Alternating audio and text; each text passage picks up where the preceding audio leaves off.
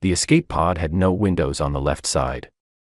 I know that because for 11 days, I pressed my face against the right side panel and watched nothing but dark. No stars moved. No ships came.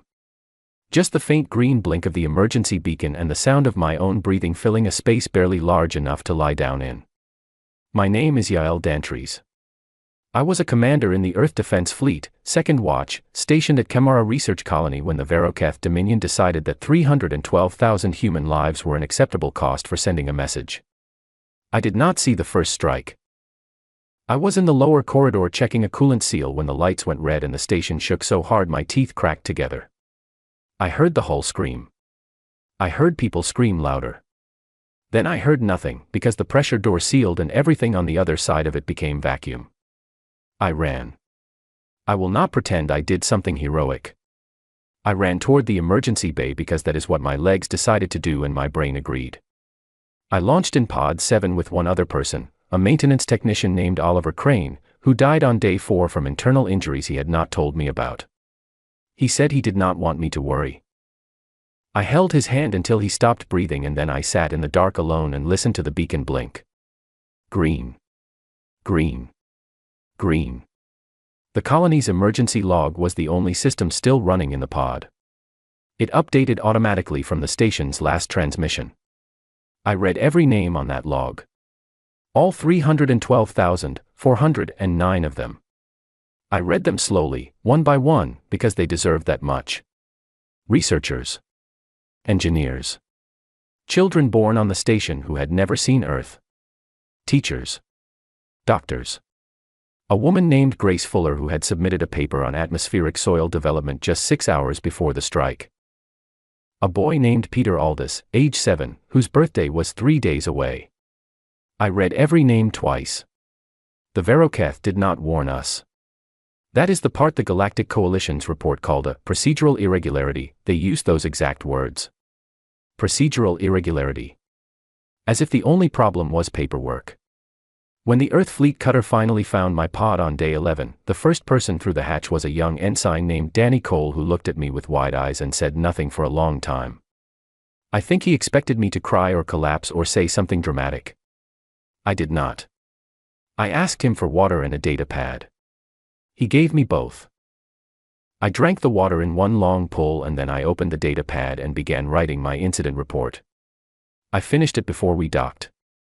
The Galactic Coalition held an emergency session on Veth Prime, their central station, 14 days after the massacre. Our ambassador, a career diplomat named Dren Voss, presented the evidence. He had recordings. He had trajectory data. He had the station's final 12 minutes of internal footage.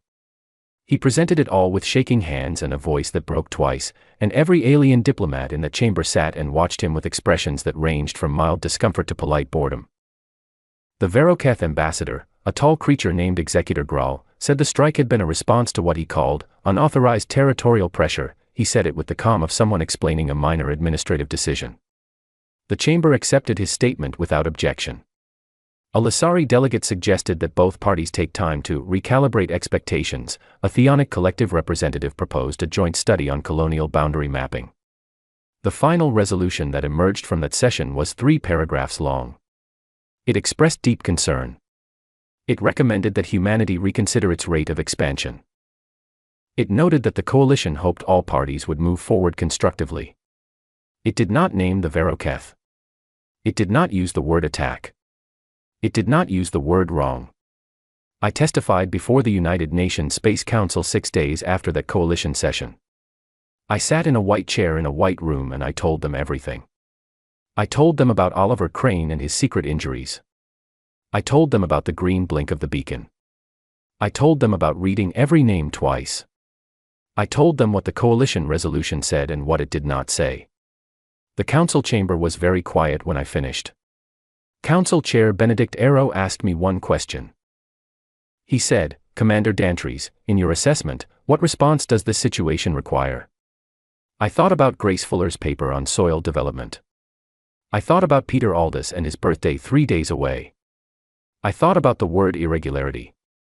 I said, "Sir, it requires a response that the galaxy will not forget." He nodded once. Slowly. The kind of nod that means a decision was already made before the question was asked. 4 days later, Resolution Null passed with 94% of the council vote. I was not in the chamber for the vote. I was in a hospital getting the fluid in my left knee drained from 11 days of cramped living. A nurse named Carol Briggs had the news feed on low volume in the corner of the room. I heard the result announced in a flat tone by a coalition broadcast anchor who clearly did not understand what he was reading. Carol Briggs looked at the screen, then at me. She said, "Is that good or bad?" I said, "For us, it is necessary. For them, it is the last warning they will ever get and they will not know it until it is far too late." She did not say anything after that. She finished draining my knee in silence. Outside the hospital window, Earth was doing what Earth always does. It was going about its day. Markets open. Children in school. Trains running. People arguing about traffic and weather and small ordinary things. But underneath all of it, like a frequency too low to hear, something had shifted. You could not see it yet. You could only feel it in the way people held themselves a little straighter. In the way strangers on the street caught each other's eyes and held the look a half-second longer than usual. 312,000 names. And one planet that had just decided it was done asking for help. That was not the end of anything. It was the beginning of something the galaxy was not ready for.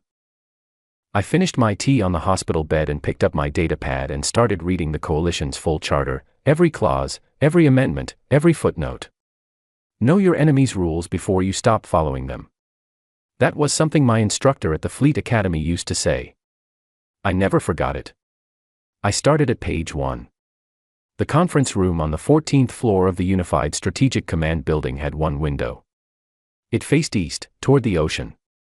Admiral Marin Solis had chosen this room specifically because of that window. She liked to let visiting delegations sit with their backs to the water, so they could not look at it when the conversation made them uncomfortable. She liked to sit facing it herself, so she could. The Veroketh delegation arrived at 9 in the morning. There were 4 of them. Executor Graal, the same one who had spoken at the coalition session, led the group. He was tall even by Veroketh standards, with a long angular face and the careful, measuring eyes of a creature that had never in its life felt genuinely threatened. He felt it now. Marin could see it in the slight hesitation at the door, the quick scan of the room, the almost invisible tension in the way he held himself. He was too trained to show fear openly. But it was there. Marin stood when they entered. She gestured to the chairs across the table. She said, "Please sit.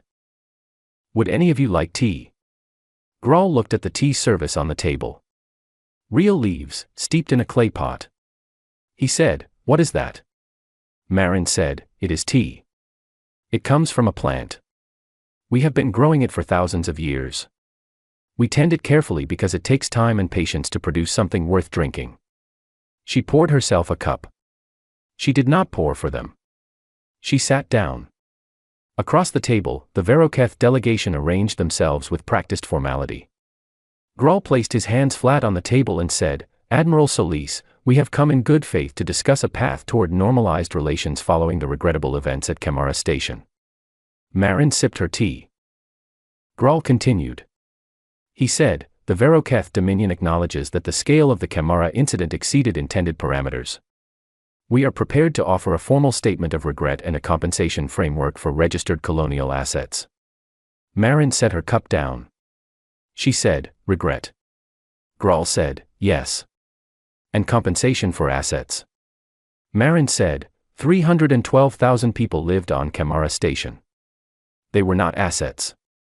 Graal's expression did not change. He said, "We understand this is a difficult framing for your culture." Marin looked at him for a long moment.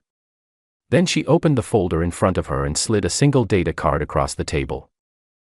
She said, "That is the current Earth Fleet Manifest. Projected completion dates are on page 3. I would suggest starting there." Graal picked up the card. He inserted it into his reader. He began to scroll.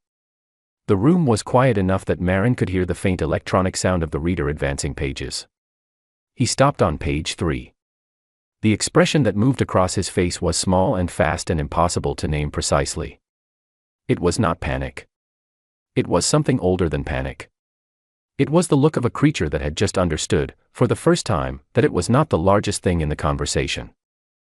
The second Veroketh delegate, a younger officer named Adjunct Vel, leaned over to look at the same screen. He made a short sound that had no translation in Standard Galactic but meant something close to that cannot be right. Marin said, "It is right. Every figure on that manifest is verified and current. We have been building for 14 months. The number will be higher by the time this meeting concludes." Grawl looked up. He said, "You have been building in secret." Marin said, "No, we stopped sending reports to the Coalition. There is a difference. Anyone paying attention could have seen our shipyards were running. Anyone paying attention could have noticed our mining operations tripled. Anyone paying attention would have known what was coming. No one paid attention because no one believed we were serious." She picked up her tea again. She said, "We are always serious.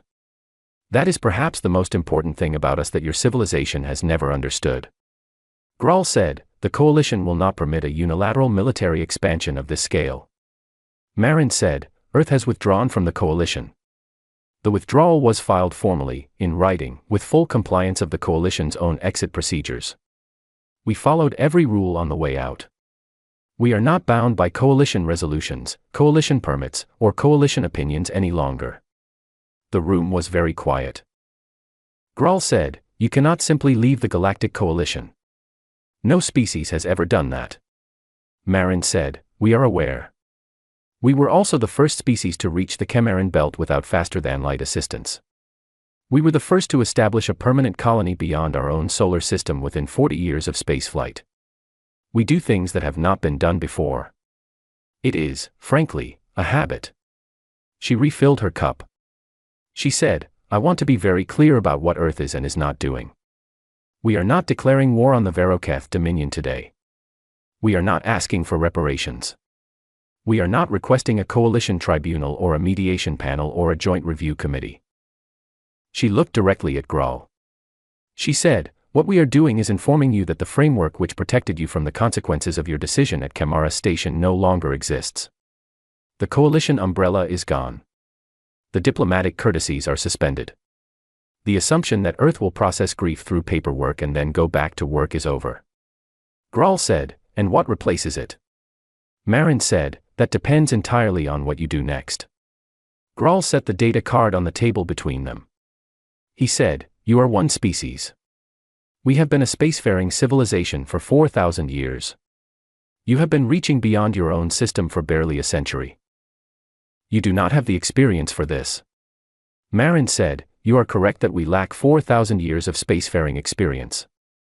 What we have instead is several thousand years of continuous warfare against each other, followed by a generation that decided to stop. We did not stop because we forgot how. We stopped because we chose to. We are making a different choice now." She closed the folder. She said, "Every species in the Coalition watched the Chemara footage and filed a report. Every species wrote the correct words and went home. You did what you did and faced nothing. I understand why you believed that would continue. It made logical sense given all available evidence." She stood. She said, "The evidence has changed. I would recommend your government spend the next 30 days deciding how seriously they want to take that change.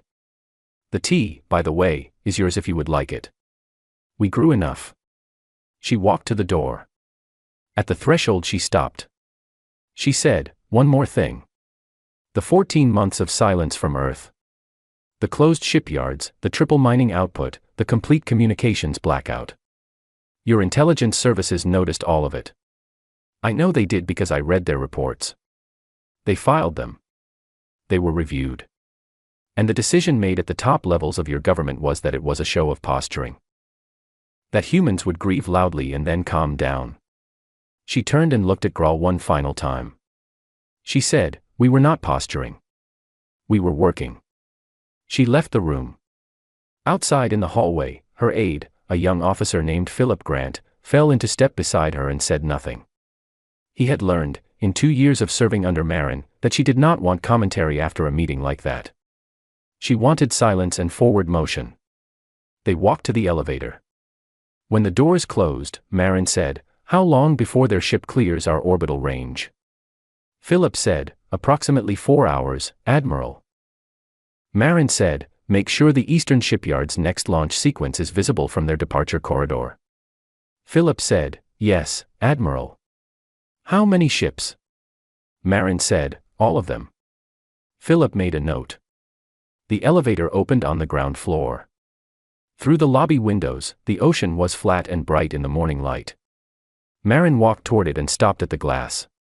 She had grown up near the water. Her mother had been a fishing boat captain on the Atlantic coast. She had taught Marin to read weather by the color of the horizon. Green-gray meant a storm was sitting and waiting. Bright white like this meant energy in motion. The horizon was very bright this morning. She said, quietly, to no one in particular, we gave them every chance. Then she turned away from the window and went back to work. The mud on Drevkath was different from earth mud. It was darker, almost black, and it had a texture like wet clay that grabbed at your boots and tried to keep them. After the first hour you stopped fighting it and just let it slow you down and moved your steps accordingly. After the first day you stopped noticing it entirely. After the first week it felt like home. My name is Caio Ferreira. I was a lieutenant with the 9th Rapid Incursion Division, which the rest of the fleet called the Pale Dogs, a name we had earned and were proud of for reasons I will explain momentarily. We had been on Drevkath for 9 days when the order came to hold the Norith refinery complex. I need to explain the refinery before I explain the holding of it, because the explanation is the whole point of what happened there. Norith was a processing facility for a mineral compound that the Veroketh used in their atmospheric regulators. It was not a military installation. It was not a weapons depot. It was industrial infrastructure, and it sat on the edge of a river called the Veth Run, which fed groundwater to 600 kilometers of inhabited valley to the south. If Norith was destroyed in a certain way, specifically if its primary containment chambers were breached, the chemical runoff would reach the Veth Run within hours and the groundwater within days. There were civilians in that valley. Veroketh civilians. Families. Settlements. The same kinds of people who get caught between decisions made by other people with other priorities. I received the hold order from command at 0340 hours. We had 40 soldiers. The Veroketh force moving on the refinery was estimated at 800. My sergeant, a quiet woman named Helen Cross, looked at the numbers and then looked at me and said, "Are they serious?" I said, "Yes." She said, 40 against 800. I said, "Yes." She thought about it for 2 seconds and then said, "All right. Where do you want me?" That is the thing about soldiers who have been together long enough. They stop asking whether and start asking where. We set up in 3 positions. Helen took the east approach with 12 soldiers. A corporal named Dean Foster, who had the best eyes I had ever seen on a human being and who never missed a shot unless he chose to, took the elevated ridge to the north with 8. I took the remaining 20 to the refinery floor itself, where we used the industrial equipment as cover and turned the loading infrastructure into a series of layered defensive positions that took us 4 hours to arrange and would have taken a conventional military architect 4 days to plan. We were not conventional. The Veroketh advance unit hit Helen's position at first light. She held them for 2 hours with 12 people, using a combination of suppressing fire, controlled withdrawal, and a drainage channel that she had spent the night turning into a tactical obstacle. She lost 2 soldiers in that time. She never stopped moving. Dean Foster on the ridge was something else entirely. He had grown up hunting in the Highlands of Scotland, and he approached combat the way a craftsman approaches a difficult piece of work, slowly, carefully, with complete attention to each individual action and no wasted motion. He did not fire frequently. He fired deliberately, and every time he did, something stopped moving that had been moving before. The Veroketh commander adapted. They always do, eventually. They pulled back from the north approach and tried to come in from the west, which was the approach I had anticipated and prepared for. The next 14 hours were the kind that you do not describe in full because the details would take longer than the hours themselves. What I will say is that we held. At hour 16, a Veroketh field unit managed to get 2 soldiers inside the refinery's secondary structure. I dealt with that personally, with help from a young private named Simon Watts who was 19 years old and had a background in competitive swimming, which turned out to be relevant because the secondary structure had flooded from a ruptured pipe and the water was knee-deep in the dark. Simon Watts moved through that flooded corridor in absolute silence and absolute certainty, and we came out the other end and the secondary structure was secure again. He was breathing hard when it was over. He looked at me and said, "Sir, is this normal?" I said, "Yes and no." He said, "That is not very helpful, sir." I said, "It will make more sense when you are older." He did not seem satisfied with that answer, but he moved on. At hour 19, the Veroketh commander opened a direct channel to our position. I expected a demand for surrender. Instead, the voice that came through was measured and almost curious. He said, "Why are you holding a Veroketh industrial facility?" I said, "Because the river runs south." There was a long pause. He said, "You are protecting our valley." I said, "I am protecting the people in your valley. They did not make any decisions that got us here. They do not deserve to pay for those decisions." Another long pause. He said, "You do not know those people." I said, "That is correct." He said, "Then why?" I thought about how to explain it. I thought about the Fleet Academy, where our ethics instructor, a retired admiral named George Chalk, used to say that a soldier's job was not to harm the enemy. A soldier's job was to achieve the objective with the minimum necessary harm to everyone, including the enemy. He said most militaries forgot the second part and focused only on the first, which was how you got endless wars that solved nothing. I said to the Veroketh commander, "Because we are human, and because we decided a long time ago that civilian suffering is never acceptable as a side effect of military action when it can be avoided. We did not always live by that. We failed it many times in our own history. But it is what we are trying to be now." He was quiet for a long time. He said, "Your species destroyed 3 of our forward fleet stations in the past month." I said, "Yes." He said, "And now you are protecting a river." I said, "Yes." He said, "I do not understand your species." I said, "Most species do not at first. Give it time." The channel closed. 20 minutes later, the Veroketh forces pulled back 2 kilometers. They did not attack again that night. The refinery held. The river ran south. The valley did not know what had almost happened to it. Helen Cross found me in the loading bay at dawn. She sat down on a crate and pulled off one of her mud-covered boots and turned it upside down. A remarkable amount of dark Drevketh mud poured out. She said, "Next time command says hold a facility, can we know in advance it is going to be 19 hours? I said, "Would that change your answer?" She thought about it. She said, "No, but I would bring better boots." Dean Foster came in from the ridge just after sunrise.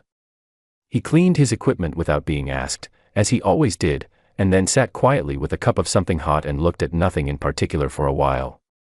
That was how he processed things. Quietly, internally, in his own time. I had learned to leave him to it. Simon Watts was already asleep in the corner of the loading bay, using his pack as a pillow, his face completely relaxed in the way that young soldiers sleep after they have survived something they did not expect to survive. He looked about 12 years old in that light. We had lost 5 soldiers in 19 hours. I wrote their names in my field log before I did anything else. I wrote what I knew about each of them. Small things. The kind of things that do not make it into official reports but that matter more than the official reports. A private named Tara Holloway who had wanted to be a marine biologist before she joined the fleet. A corporal named Sam Bridge who could fix any mechanical system with whatever materials were available and who had once repaired a communications relay with a pen cap and a piece of wire. 3 others who had been with the division less than 6 months and whose full stories I was still learning when their stories ended. I wrote their names and then I closed the log and stood up and went to check the perimeter. The mud grabbed at my boots on the way out, as it always did. I had stopped fighting it a long time ago. The Grand Chamber of the Galactic Coalition was built to impress. The ceiling was 100 meters high and made of a transparent material that let in the light of whatever star the station was currently orbiting.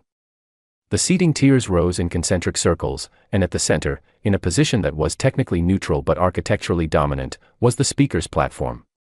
Ambassador Lyra Chen had stood on that platform before, years ago, as a junior member of Earth's diplomatic mission. She had stood there and spoken carefully and politely and followed every procedural rule and sat down when she was told to sit down. She was not here to sit down today. The chamber was full. That alone told the story. In the 3 years since Camara, the coalition had held hundreds of sessions where key delegates arrived late or sent representatives. Today, every seat was filled. Every species that had a voice in the chamber had sent its most senior member. They were here because Earth had requested an emergency plenary session, and when Earth requested things now, the coalition responded differently than it once had. Lyra walked to the platform without haste. She was 42 years old, with short dark hair and a manner that people often mistook for calm until they were on the wrong side of it and realized it was something more precise than calm. It was control.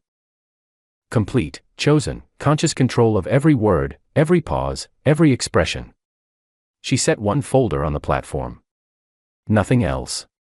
She said, 3 years and 4 months ago, the Veroketh Dominion conducted a strike on Camara Research Colony. 312,000 people died. This chamber's response was a resolution that expressed concern and recommended that humanity reconsider its expansion policies. She looked around the room. She said, I am not here to discuss that response today. Its inadequacy is already a matter of historical record. What I am here to discuss is what this coalition intends to do about the fact that the framework that allowed it happened is still intact, that the precedents which permitted it are still standing, and that without structural change, it will happen again to someone else. The Speaker of the Chamber, a theonic elder named Prime Voice Itherin, said, Ambassador Chen, Earth has conducted a significant independent military campaign over the past 14 months. The coalition has significant concerns about the precedent this sets for unilateral action. Lyra said, the coalition had 14 months to raise those concerns while we were acting. It did not. It is raising them now because we have stopped. Itherin said, the scale of Earth's military response has destabilized 3 sectors. Lyra said, the scale of Earth's response was proportional to the scale of the provocation and the complete absence of any collective response from this body. If you would like to discuss proportionality, I am prepared to have that conversation at length. She opened the folder. She said, I have 3 requests. I am going to present them now and this chamber is going to vote on them before this session closes. I am not asking for deliberation periods or committee referrals or working group formations. I am asking for votes, today, on the record, with every delegate's name attached to their choice. The room shifted. Not dramatically. Just a subtle collective adjustment, the way a large group of people moves when they realize the meeting is not going the way they expected. Executor Grawl was present. He sat in the Veroketh delegation section with 2 advisors and an expression that had been carefully arranged into neutrality. Lyra had noted him when she entered. She noted everyone when she entered. It was a habit she had developed in her first posting, on a cold station near the outer belt, where a supervisor had told her that the most important thing in any room was knowing exactly who was in it. She said, first request. The coalition will formally adopt a civilian protection resolution. Any strike on a non-military colonial installation resulting in civilian casualties will be classified as a violation of Galactic Coalition Charter, subject to mandatory investigation and mandatory sanctions. The word mandatory is the important word. Not optional. Not recommended. Mandatory. She looked at the Veroketh section. She said, second request. The coalition will establish an accountability tribunal with independent authority. It will not be advisory. It will have binding power over member states in matters of established violations. It will be staffed by representatives from species with no active conflicts and no economic dependencies on the parties under review. Its findings will be public. She paused. She said, third request. This chamber will hold a formal vote of censure on the Veroketh Dominion's action at Camara Station. A named vote. Every delegate will state their position on the record. The record will be permanent, publicly accessible, and cannot be amended or expunged by future coalition decisions. The room was very still. Executor Grawl leaned forward.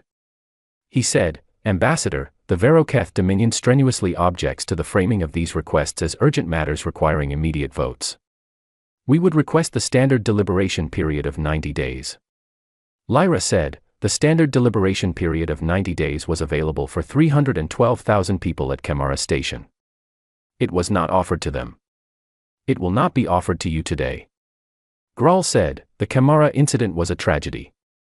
However, characterizing it as a deliberate violation of coalition principles is a significant escalation of language. The Veroketh Dominion has cooperated fully with all subsequent diplomatic processes. Lyra reached into the folder. She removed a small audio device and set it on the platform. She said, "This is the internal communication record from Camara Station's final 47 minutes. It was recovered from the emergency black box archive. I will play it now in its entirety for this chamber." She pressed the device. The sounds that came from it were ordinary. That was what made them so difficult to sit with. There was no drama in them. There was the ordinary sound of a working day. Voices in corridors. The specific hum of industrial ventilation systems. The sound of children talking, not about anything important, the way children talk constantly about small things because everything is interesting when you are young enough. Then the sound changed. And the chamber changed with it. Lyra watched the room while the recording played. She watched Theonic delegates who had been in this chamber for decades and had heard every kind of argument and every kind of evidence. She watched them sit very still. She watched them stop performing neutrality and simply feel what they were hearing. The recording ran its full length. 47 minutes. Lyra did not stop it. She did not summarize it or annotate it. She let it end on its own. When it was over, the chamber was so quiet that the environmental systems were audible for the first time anyone could remember. Lyra said, "I will now open the floor for the vote on the censure resolution." Itherin, the Theonic speaker, did not call for a deliberation recess. He did not suggest a procedural pause. He said, "The chamber will proceed to vote on the censure resolution as presented by Ambassador Chen of Earth."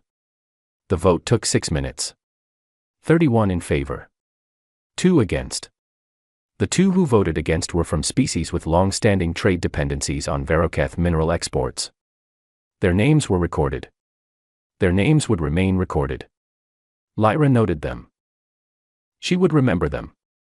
Executor Grawl sat with his hands flat on the table of the delegation section, which was what he had done in Marin Solis's conference room 3 years ago. Lyra had read the transcript of that meeting carefully. She had noted the detail about the hands. It meant he was managing himself. She said, "The censure resolution passes.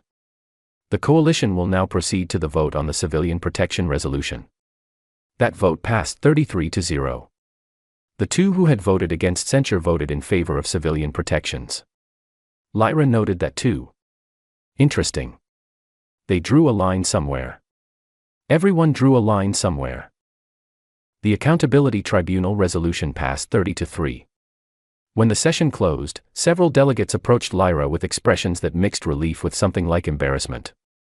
A Lissari senior diplomat named Voice Caller Orith took her aside and said, quietly, "Many of us have wanted this framework for a long time. We lack the standing to push it." Lyra said, "You had the standing. You lack the will. I understand the difference, but I want you to understand that I understand it." Orith was quiet for a moment. Then he said, "Will Earth rejoin the coalition now?" Lyra said, "No." Orith said, "Why not?" Lyra said, "Because Earth has learned something that it took us too long to learn. Structures are only as strong as the accountability behind them. We are not confident this chamber has fully learned that lesson yet. We are not interested in rejoining an organization that might require us to fight this same fight again in 20 years. She picked up her folder. She said, "What we are doing instead is establishing a parallel structure. The Camara Accord. It will have a smaller membership. Harder criteria for entry. Real enforcement mechanisms. Species that want to be part of something with actual standards are welcome to apply. The application process is open." She walked to the exit. She said, without turning, "The tea, incidentally, was Admiral Solis's idea. She wanted you all to know we grow things carefully and tend them over time. I hope this chamber has started to understand what she meant." She left. Outside the chamber, in the long corridor that ran the length of the coalition station's central spine, her aide, a young diplomat named Claire Norton, fell into step beside her and handed her a data pad. Claire said, "The Accord applications are already coming in. 17 species have submitted preliminary interest filings in the past 4 hours." Lyra said, "How many of those voted the right way today?" Claire checked. She said, 14 of the 17. Lyra said, flag the other 3. I want to know more about them before we respond. Claire made a note. They walked the length of the corridor in silence. At the far end was a viewing platform that looked out onto the stars. Lyra stopped there for a moment because she had learned, from 3 years of very difficult work, that you had to stop sometimes. You had to look at something that was not a document or a delegation or a chamber vote. You had to remind yourself what the work was actually for. 312,000 people who would never see stars again. One accord. Real teeth. The beginning of something that would take years to build properly and would require more fights before it was finished. She stood at the window for 2 minutes. Exactly 2. She counted. Then she went back to work. The Camara Military and Diplomatic Academy had been built on the same coordinates as the original colony. That had been a deliberate decision by the Reconstruction Committee, and a controversial one. Some people said it was morbid to put a school where so many people had died. Some said it was wrong to pretend the location did not matter. The committee had listened to both sides and then built the academy there anyway. The reason was simple, and it was the first thing they told every new class of cadets on arrival day: this ground remembers. Every surface of this station, every corridor and classroom and observation deck, was constructed on the bones of what was lost here. You are here to learn. You are here to become the people who make sure this does not happen again. And you are here so that the 312,000 people whose names are on the memorial wall in the central hall know that their loss built something. The memorial wall was the first thing you saw when you entered the academy. It was 300 meters long and covered floor to ceiling in names. The names were in alphabetical order with no other ranking.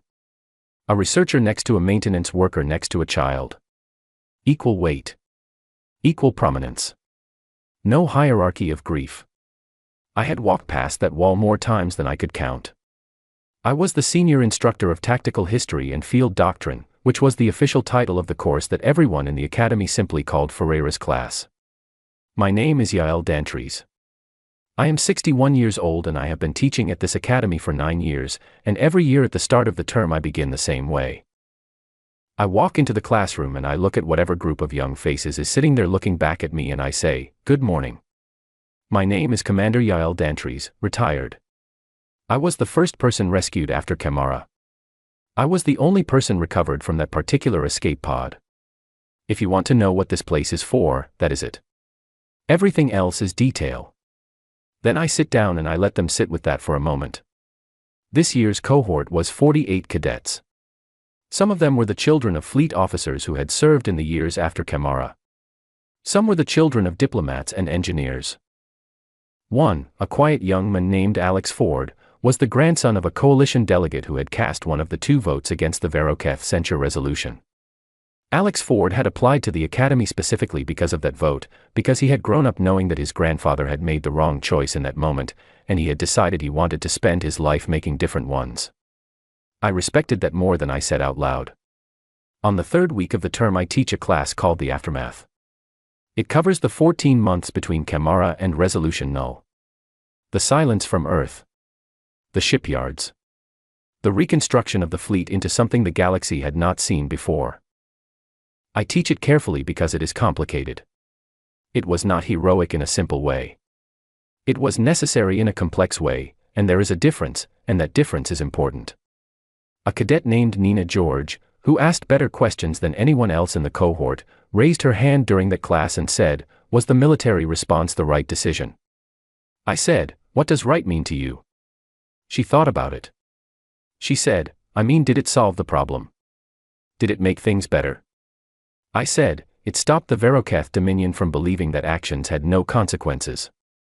It forced a restructuring of the coalition framework. It created the Camara Accord, which has prevented 3 other incidents in the 20 years since it was founded.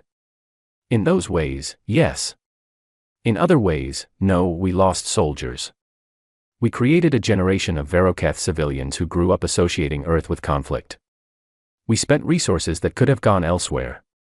We lived for years in a state of prepared aggression, which costs something internally even when it is justified externally." Nina said, "So it was complicated." I said, "Everything that matters is complicated. The ones who tell you otherwise are selling something. The class laughed. Good. I wanted them to be comfortable enough to laugh, because the things I taught were heavy, and if a class sat under the weight of them without relief, the weight became the lesson instead of the content. I had learned that from my own best teachers. A cadet named Ben Marsh, who sat in the back and asked infrequent but careful questions, said, "Commander Dantries, when you were in the escape pod for 11 days. Were you afraid?" I said, "Yes." He said, "The whole time?" I said, "Yes, mostly." Fear is honest. The ones who tell you they are not afraid are either lying or they have not fully understood the situation they are in. He said, "How did you manage it?" I said, "I read names. I read 312,000 names, slowly, one by one, and I let myself feel the full weight of each one." Which sounds like a strange way to manage fear, but what it did was replace the fear with something heavier and more useful. It replaced the feeling of helplessness with the feeling of witness. I could not save those people. But I could make sure that in those 11 days, while I was the only living person who knew I was alive, I knew who they were. That felt important. It still does. The room was quiet after that. I said, "When you become officers, and most of you will become officers, there will be moments when the weight of a decision is so large that your first instinct is to process it quickly and move forward. I am telling you now, in this room, do not do that. Sit with the weight. Read the names if there are names. Know what you are carrying before you make the next decision. It does not make you slower. It makes you more precise. There is a difference between being burdened by something and being grounded by it." On the last day of the term, I always take the class to the memorial wall. We walk the full length of it. All 300 meters. In silence. I do not explain it or annotate it. I let them read it on their own, at their own pace, and stop where they stop and move when they are ready to move. It takes about an hour. I have done it with 14 cohorts. It is always different. Some cadets move quickly through the first section and slow almost to a stop in the middle. Some start slowly and pick up pace but then stop completely near the end when a name catches them. Some reach the end and then go back to find a specific name they want to see again. Alex Ford, on that last day, stopped at a name about 100 meters from the start and stood there for a long time. I stood nearby and did not say anything. He did not need me to say anything. He was doing what you do when you stand in front of a name and understand that it was a person and that what happened to that person was wrong and that you have a choice about what to do with that understanding. When he turned away from the wall, his face was very settled. Not happy. Not unhappy. Resolved. He said, "I want to be in the Accountability Tribunal office after graduation." I said, "It is a good posting. Hard work. Mostly documents and very few dramatic moments."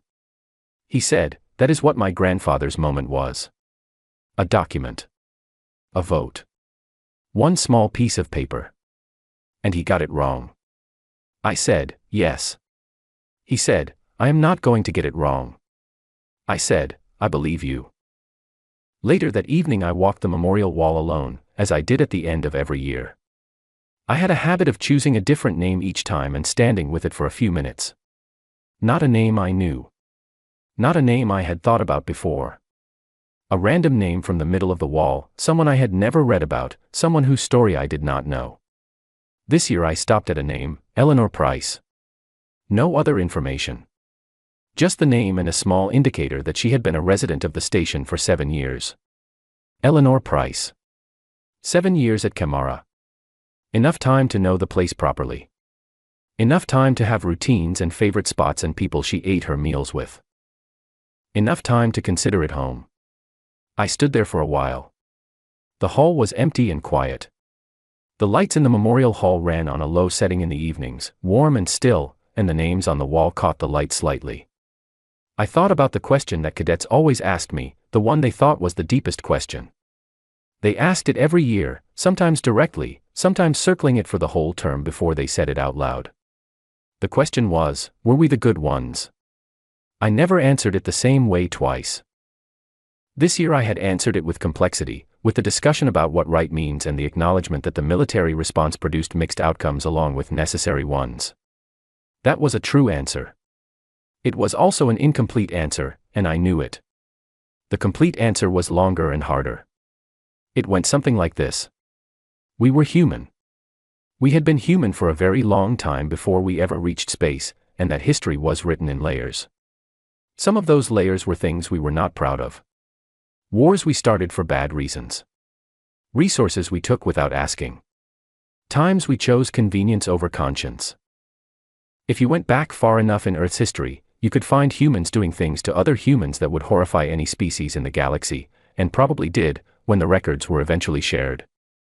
But you could also go back through that same history and find something else running alongside all of it. A thread of people who said, "This is wrong, and I am going to do something about it." A thread of people who built hospitals in the middle of conflicts. Who walked back into burning buildings for strangers. Who stood in chambers and courtrooms and squares and said, "You are not going to do this, not while I am here." The thread was always there. It ran through every century, every catastrophe, every low point. It was thin sometimes and thick sometimes, and it broke in places. But it never disappeared completely. What happened after Camara was not that humanity became suddenly noble. It was that the thread became, for a specific period, the loudest voice in the room. Marin Solis holding the data card across the table. Caio Ferreira holding a refinery for 19 hours for a river he had never seen. Lyra Chen letting 47 minutes of audio play in a chamber that needed to hear it. 48 new cadets walking a 300-meter wall in silence, learning to carry names.